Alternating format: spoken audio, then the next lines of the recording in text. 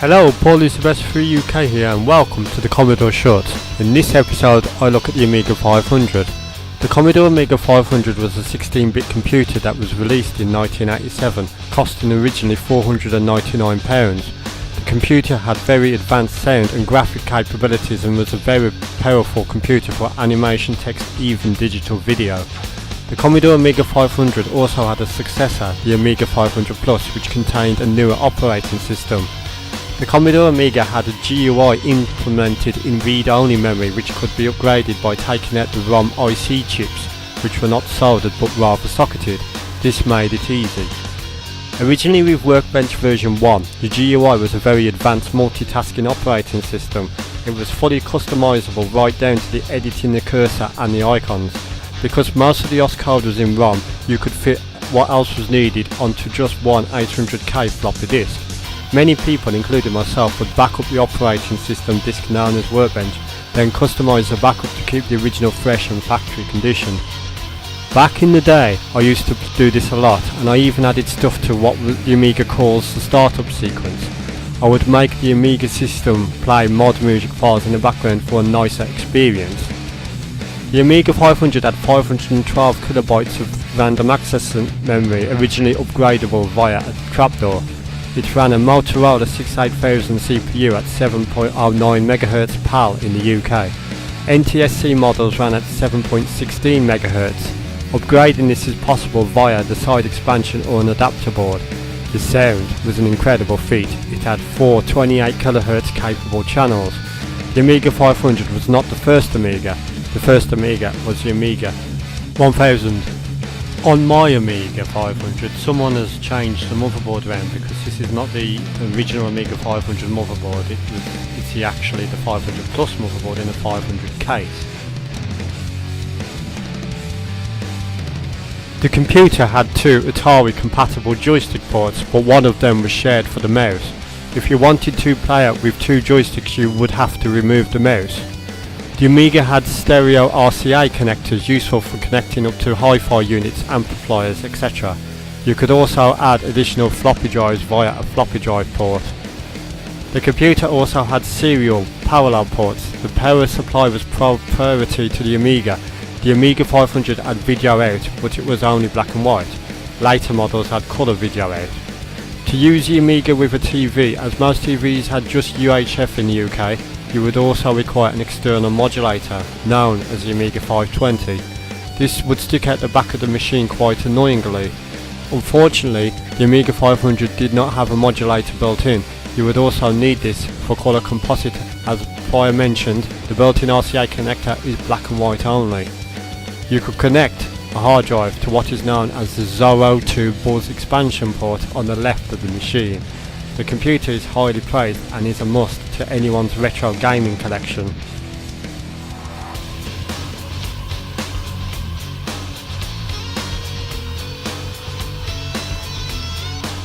Commodore business machines went bankrupt in 1994 unfortunately, but the Amiga lived active for many years afterwards.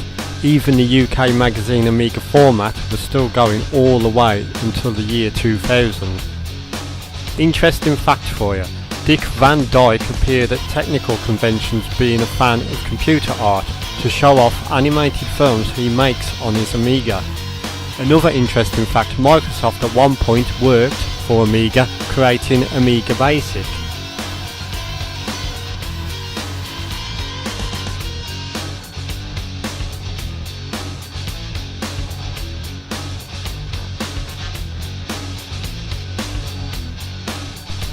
The Amiga floppy drive was slightly different to that of the PC.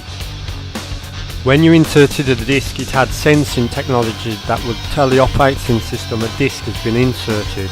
You will notice on Workbench, when you put a disk in or take a disk out, it automatically disappears or appears on the desktop, the icon.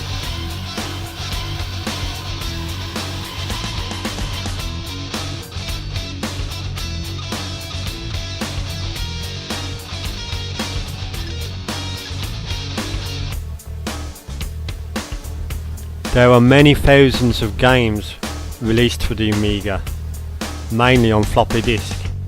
Here are just a few. Myth, History in the Making was a great game by System 3. It was also available on other formats. This is the Amiga version.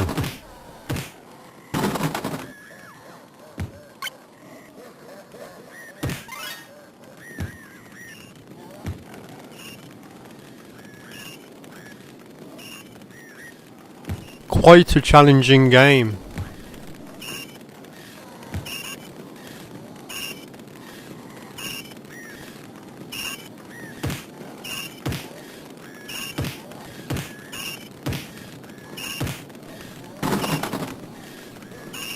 I'm gonna go for it, and I made it. And then I fell off. Ouch.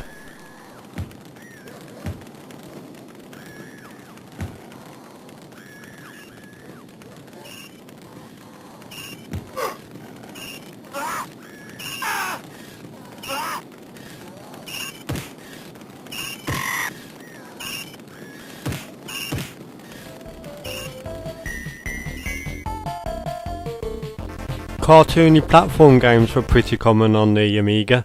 This is Alfred Chicken.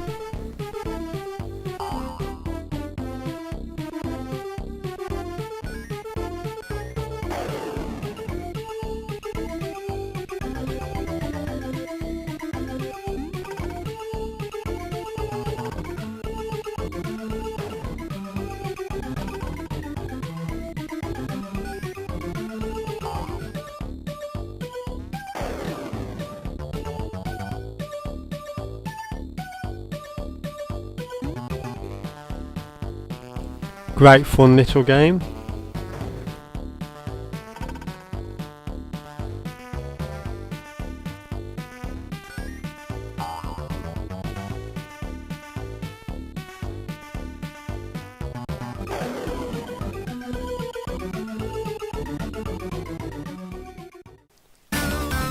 Lotus 3 had what they call a constructor Rex, which allowed you to create your own tracks.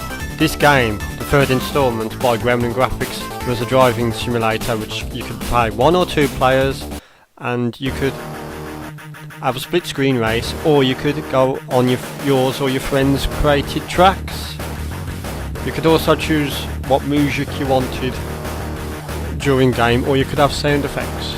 You couldn't have a mix of the two, unfortunately.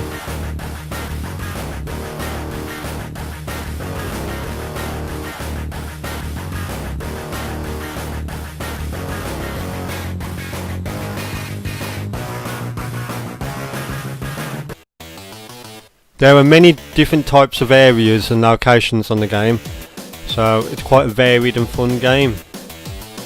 Recommended if you've got an Amiga 500.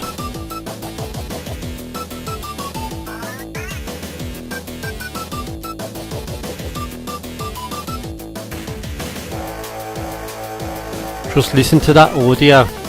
Great stereo sound coming from the Amiga's sound chip.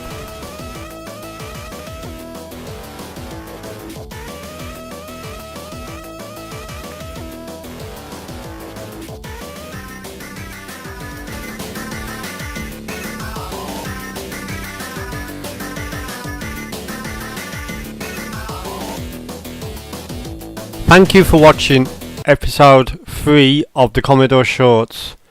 Goodbye.